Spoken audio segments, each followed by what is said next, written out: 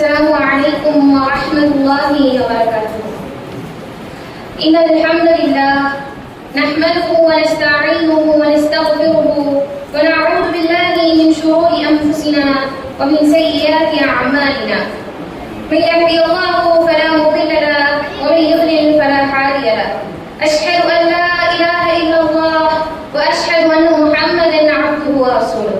يا أيها الناس اتقوا ربكم الذي خلقكم من نفس واحدة وخلق منها زوجها وبث منهما رجالا كثيرا ونساء واتقوا الله الذي تساءلون به والأرحام إن الله كان عليكم رقيبا. رب اشرح لي صدري ويسر لي أمري واحلل عقدة من لساني يفقهوا قولي. எல்லாம் வல்ல அல்லாஹ்வின் நல்லடியார்களே, நபிகள் நாயகம் ஸல்லல்லாஹு அலைஹி வஸல்லம் அவர்கள் மீதும் அவர்களை அப்படியே பின்பற்றி வாழ்ந்த உத்தம சத்திய சஹாபாக்கள் மீதும் சஹாபிய பெண்மணிகள் மீதும் மேலும் என் மீதும் உங்கள் மீதும் அல்லாஹ்வின் சாந்தியும் சமாதானமும் என்றென்றும் நிலவட்டுமாக என்று பிரார்த்தித்தவராக எனது இந்த உரையை ஆரம்பம் செய்கிறேன். இன்று நான் உங்கள் முன் பேச எடுத்துக்கொண்ட தலைப்பு அற்பமான உலக வாழ்க்கை. அல்லாஹ் ரப்பல் ஆலமீன் சிறந்த படைப்பாக மனித படைப்பை படைத்திருக்கிறான். மனிதனை படைத்து மனிதனுடைய உள்ளங்கள் விரும்புகின்ற அளவிற்கு இவ்வுலகில் இன்பமாக வாழ்வதற்கு எந்தெந்த அருட்கொடைகளை ஏற்படுத்தியுள்ளான். அல்லாஹ் இதை பற்றி தன் திருமறையில் கூறும்போது, பெண்கள் ஆண் மக்கள் திரட்டப்பட்ட தங்கம் வெள்ளியின் குவியல்கள் அழகிய கால்நடைகள் குதிரைக்கண் மற்றும் விளைநிலங்கள் ஆகிய ஆசைப்படும் பொருட்களை நேசிப்பது மனிதனுக்கு கவர்ச்சியாக்கப்பட்டுள்ளது.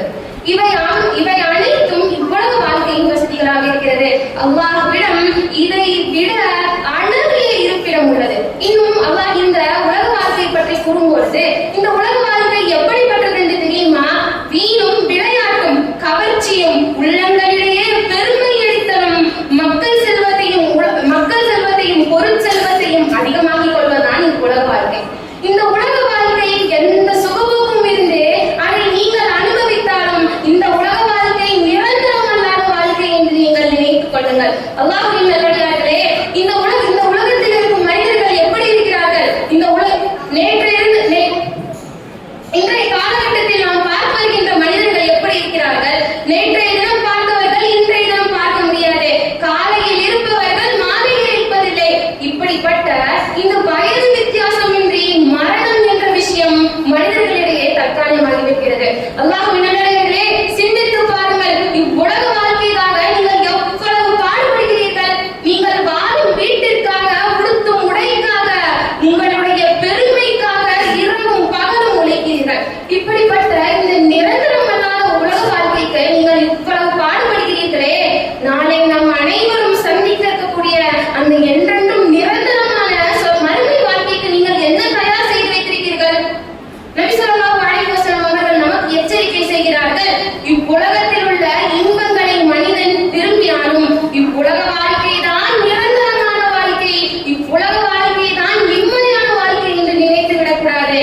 மாறாக நாளை நம்முடைய மரணத்திற்கு பின்னால் ஒரு வாழ்க்கை இருக்கிறது என்று நமக்கு நினைவூட்டுவதும், இந்த உலக வாழ்க்கைக்கு நீங்கள் அஞ்சிக் கொள்ளுங்கள் என்று நமக்கு எச்சரிக்கை செய்கிறார்கள். இன்றைய நம் வாழ்க்கை எப்படி இருக்கிறது?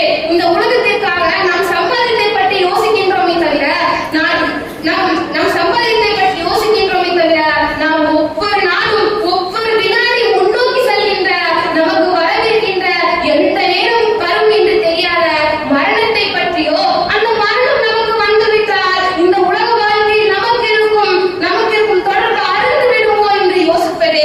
நாளை மறுமையில் அந்த நிரந்தரமான சொர்க்க வாழ்க்கையில் சந்தோஷமாக வாழ்வதற்கு என்ன நாம் செய்திருக்கின்றோம்? நல்லவர்களை செய்து நன்மைகளை குவித்திருக்கின்றோமா? நல்வழியில் செலவிட்டு நன்மைகளை சேர்த்திருக்கின்றோமா என்பதை நாம் ஒவ்வொருவரும் சிந்தித்து பார்க்க வேண்டும். அல்லாஹ்வின் நல்லடியார்களே, அற்பமான